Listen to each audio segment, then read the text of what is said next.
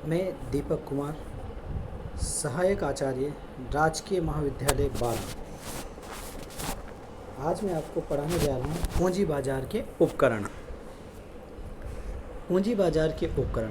इससे पहले हमें पूंजी बाजार का अर्थ जान लेना जरूरी है। पूंजी बाजार एक ऐसा बाजार है जहाँ प्रतिभूतियों का क्रय विक्रय किया जाता है। बाजार में विभिन्न प्रकार की प्रतिभूतियों को निर्गमित कर धन एकत्रित किया जाता है।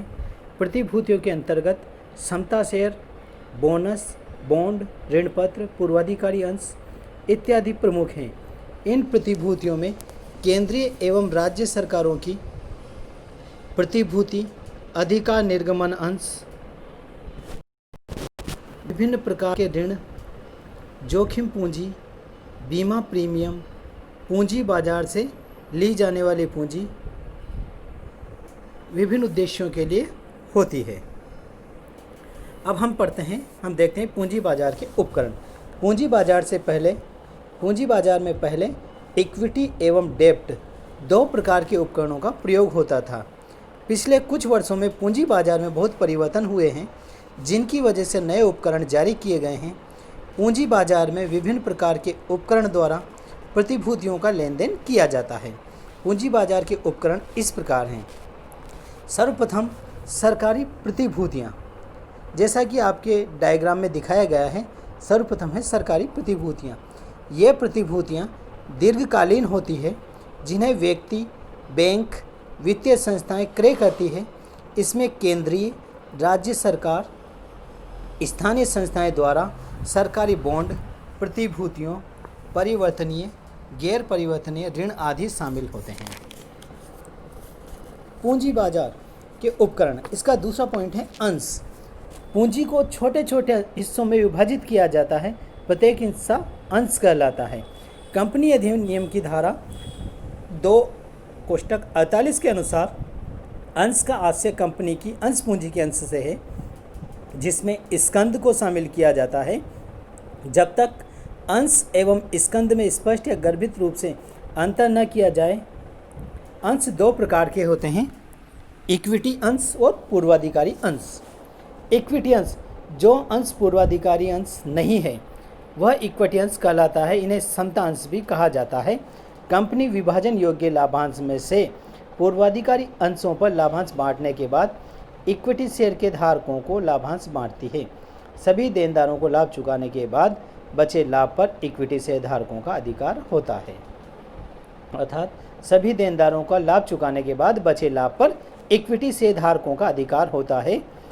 कंपनी की संपत्तियों पर भी इनका अधिकार होता है, क्योंकि ये कंपनी के स्वामी माने जाते हैं।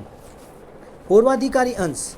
पूर्वाधिकारी अंश धारियों को कुछ पूर्वाधिकार प्राप्त होते हैं, जैसे लाभांश संबंधी पूर्वाधिकार, कंपनी में लाभों का वितरण हो, पुनर्भुगतान संबंधी मामले या कंपनी का समाधान हो। इन अंशधारकों को पूर्वाधिकार प्राप्त होता है। पूर्वाधिकारी अंश कई प्रकार के होते हैं, जिनमें पहला है संचयी पूर्वाधिकारी अंश। यदि किसी वर्ष लाभांश की घोषणा न की गई हो तो इस वर्ष का लाभांश भविष्य में होने वाले लाभांश से दिया जाएगा, जिन्हें हम संचयी पूर्वाधिकारी अंश कहते हैं। असंचयी पूर्वाधिकारी अंश, इन अंशों पर जिस साल लाभांश घोषित होता है उसी वर्ष दिया जाता है, अर्थात घोषणा न होने पर लाभांश नहीं दिया जाता। इसके लिए कोई संचय नहीं होता। असंचयी पूर्वाधिकारी अंश कहलाते हैं। परिवर्तनशील पूर्वाधिकारी अंश। तीसरा, जिन अंशों को एक निश्चित अवधि के बाद इक्विटी में परिवर्तन का अधिकार दिया जाता है, परिवर्तनशील पूर्वाधिकारी अंश कहलाते हैं। चौथा है अपरिवर्तनशील पूर्वाधिकारी अंश। जिन अंशों को समता अंशों में परिवर्तित नहीं किया जा सकता, अपरिवर्तनशील अंश कहलाते हैं। अगला, विमोचनशील अंश।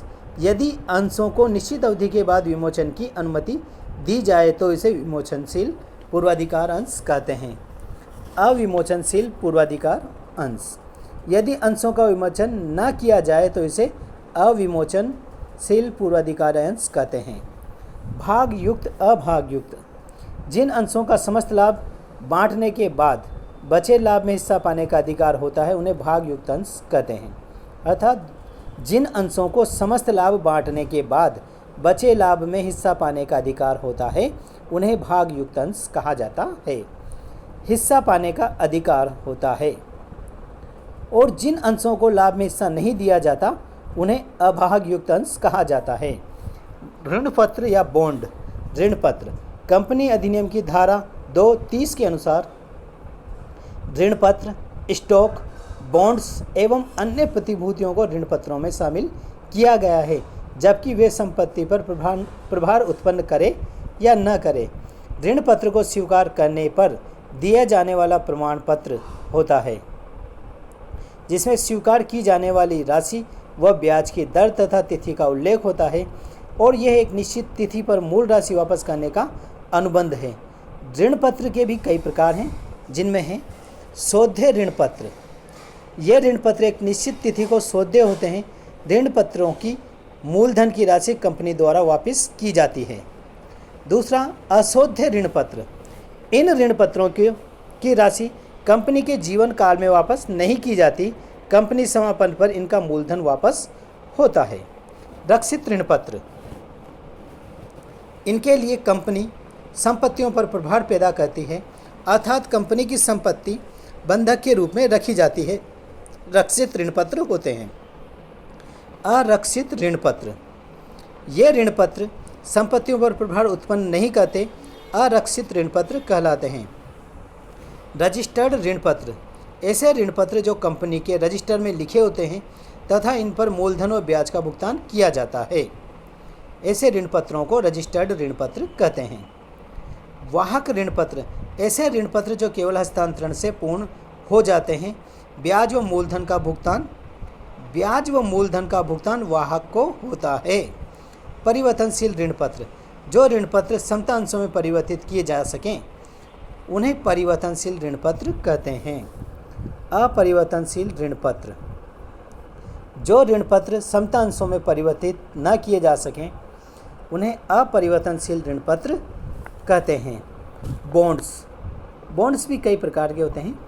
पूंजी बाजार में ऋण पत्र के स्थान पर बॉन्ड्स जारी करने का प्रचलन ज़्यादा हुआ है। नई पूंजी जुटाने के लिए कुछ बॉन्ड्स जारी किए जाते हैं जो इस प्रकार हैं। नंबर 1, जीरो ब्याज बॉन्ड। भारत में कुछ कंपनियों द्वारा जीरो ब्याज बॉन्ड जारी किया जाता है, जिस पर कंपनी कोई ब्याज नहीं देती। ये बॉन्ड्स अंकित मूल्य से कम कीमत पर निर्गमित किए जाते हैं तथा परिपक्वता की तिथि पर अंकित मूल्य की राशि का भुगतान किया जाता है। आधारभूत संरचना बॉन्ड। ऐसे बॉन्ड जो कर बचत योजनाओं के अंतर्गत जारी किए जाते हैं।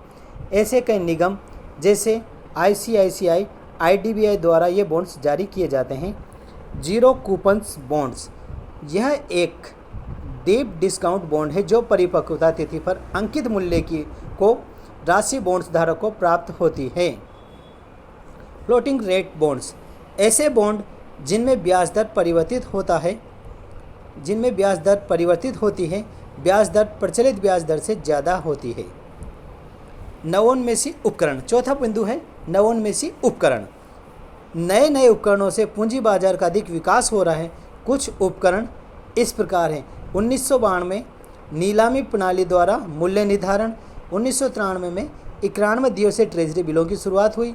1994 में जीरो कूपन बॉन्ड का निर्गमन किया गया। 1995 में प्राथमिक व्यापारी प्रणाली का गठन किया गया। 1997 में डिपो की अनुमति प्रदान की गई और 1999 में OTC ब्याज दर स्वैप वायदा दर करार की शुरुआत की गई। 2000 में सौदाकृत वार्तादेय लेन देन प्रणाली भारतीय संशोधन निगम लिमिटेड की शुरुआत की गई। इसी प्रकार 2003 में गैर बैंकों की डिपो बाजार में अनुमति, शेयर बाजार में ब्याज दर फ्यूचर्स स्ट्रिप्स की भी शुरुआत की गई। जिसके पश्चात 2004 में बाजार स्थिरीकरण योजना की शुरुआत। नवोन्मेषी उपकरणों के कई नए उपकरण भी पूंजी बाजार में प्रचलित किए जा रहे हैं, जिसे विकल्प, फ्यूचर एवं फॉरवर्ड और स्वैप्स के नाम से जाना गया है। इनमें विकल्प यह एक ऐसा समझौता है जो अधिकार को सूचित करता है किंतु विशिष्ट वित्तीय उपकरण को निश्चित मूल्य पर पहले या भावी समय पर खरीदने या बेचने का दायित्व नहीं होता है। फ्यूचर एवं फॉरवर्ड। फ्यूचर अनुबंध में संपत्ति के क्रय विक्रय का भविष्य के लिए निश्चित मूल्य पर अनुबंध किया जाता है। फॉरवर्ड अनुबंध वस्तु की सुपुर्दगी का अनुबंध होता है। ऐसे सौदे भविष्य के लिए निश्चित तिथि को पूरे किए जाते हैं। स्वैप्स का अभिप्राय है दो पक्षों के बीच एक ऐसा अनुबंध जिसमें नकद प्रवाह, वित्तीय संपत्ति या वित्तीय दायित्वों का विनिमय किया जाता है, जो एक पूर्व निश्चित तिथि के लिए होता है। ये भी तीन प्रकार के होते हैं: ब्याज दर स्वैप्स, करेंसी स्वैप्स और ऋण इक्विटी स्वैप्स। ऋण पांचवा बिंदु है पूंजी बाजार का। पूंजी बाजार के उपकरणों का पांचवा बिंदु है ऋण। पूंजी बाजार में ऋण एक महत्वपूर्ण उपकरण है। ऋण बाजार में कई प्रकार के ऋण होते हैं, जैसे सरकारी ऋण। सरकारी प्रतिभूतियों द्वारा केंद्रीय, राज्य सरकार व स्थानीय सरकार ऋण प्राप्त करती है, अर्थात सरकार अपनी प्रतिभूतियों को गिरवी रखकर या गिरवी रखकर ऋण प्राप्त करती है। कंपनी ऋण, इनमें सार्वजनिक निजी कंपनी द्वारा ऋण का लेन देन होता है। तीसरा, बंधक ऋण, ऐसे ऋण जिसमें संपत्ति आदि क्रय करने के लिए जमानत के आधार पर ऋण दिया जाता है। चौथा बिंदु है उपभोक्ता ऋण।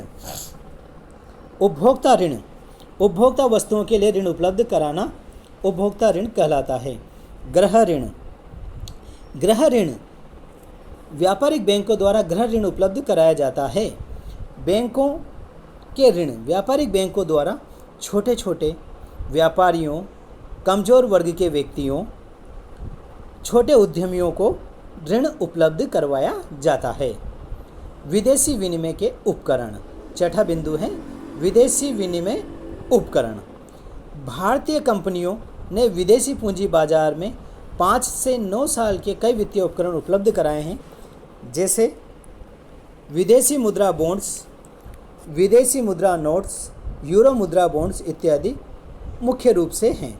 विदेशी विनिमय उपकरण में इनको शामिल किया जाता है: global depository receipts, euro, yankee bonds, सुमवाल बॉन्ड आदि। आपको ये टॉपिक कैसा लगा, इसके लिए मुझे फीडबैक ज़रूर दीजिए। धन्यवाद।